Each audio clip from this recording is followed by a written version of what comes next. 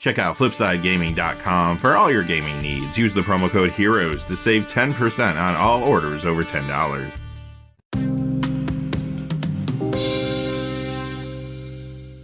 Hey there, this is John from Heroes and Legends, and welcome to another edition of the Magic the Gathering Market Watch. It's that time of the week again to count down the 10 hottest cards of the week, and as you can imagine, a lot of cards are moving this week because of Kamigawa Neon Dynasty. We're going to dig into all of it in just a second, but quickly before we get started, just a fast reminder, if you go to FlipsideGaming.com, you can use the Heroes promo code to save 10% on orders over $10.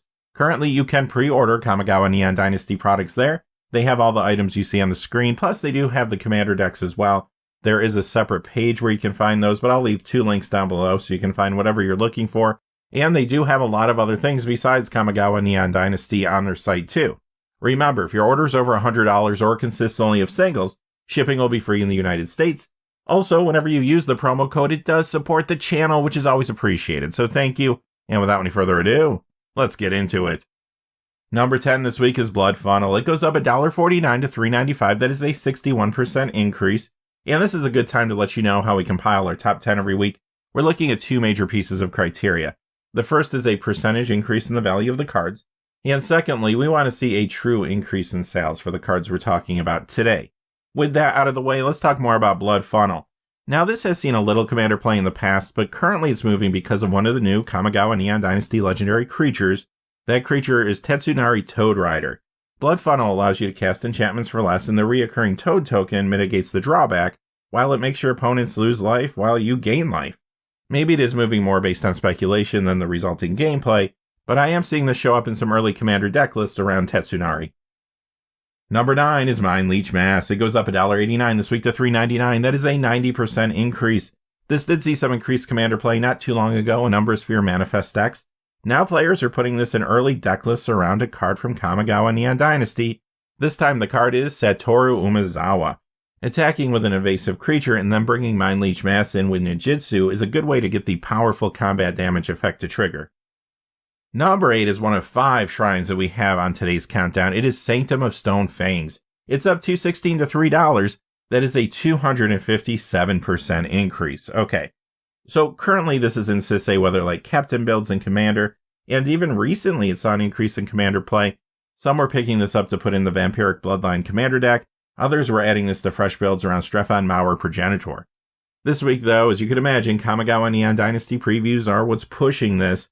We saw a cycle of new legendary enchantment creature shrines at Uncommon, and there's a set booster mythic legendary enchantment creature shrine that has 5 color identity. As you can see, the mythic is in the bottom right-hand corner. That is Goshintai of Life's Origin. Now, I'm sure a lot of players will build shrine decks around that card. It was even discussed this week on the Command Zone podcast. But right now, I'm seeing more people updating Sisei deck lists with the new shrines. Regardless, though, these previews are getting people interested in shrines again. And also, I've seen Sanctum of Stone Fangs and a few Tetsunari Toad Rider commander deck lists, too. Coming in at number 7, we have another one of the shrines, and this one, like the last one, of course, moving because of the renewed interest. And this is another one I've seen in a few Tetsunari Toad Rider commander lists, too. It is Honden of Life's Web. The Champions of Kamigawa copy is going up $2.59 this week to $3.80. That is a 214% increase. The Eternal Masters copy is up $2.59 to $3.99. That is a 184% increase. Number 6 is another shrine. It is Sanctum of All. It goes up $3.46 this week to $4.99. That is a 226% increase. And surprise, surprise, number 5 is Honden of Cleansing Fire, yet another shrine. Eternal Masters is up $4.58 this week to $7.67. That is a 148% increase. The Champions of Kamigawa copy up $4.59 to $7.50. That is a 158% increase. And number 4 is the last shrine on today's list. It is Honden of Seeing Winds. The Eternal Masters copy is up $4.93 to $8. That is a 161% increase. The Champions of Kamigawa copy is up $5.95 to $8.90. That is a 202% increase. Now, one note about this one, this particular shrine is being added to the list with Kamigawa Neon Dynasty, so that is worth noting. And also, this is another shrine that's showing up in some of the early Tetsunari commander deck lists.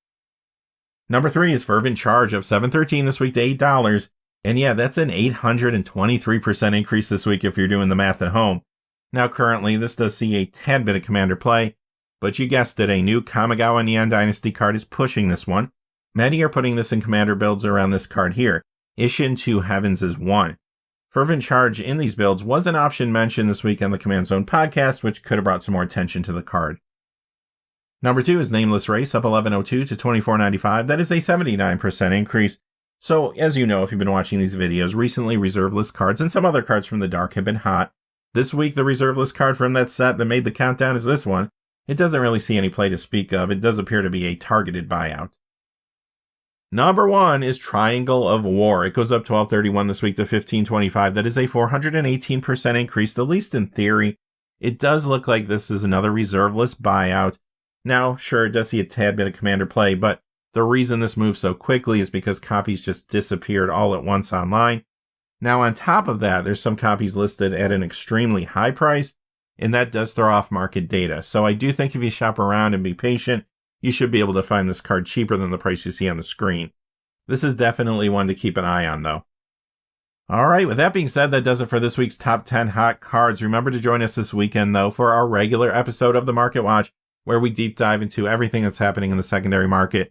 Until then, hey, stay safe out there. Thanks for watching. Please remember to like and subscribe, and have a great day. Hey, thanks for watching. This video is made possible through the generous support of viewers like you on Patreon. Check out the description below for links to our Patreon page as well as our Amazon affiliate store, where a small percentage of all sales will also help support the channel.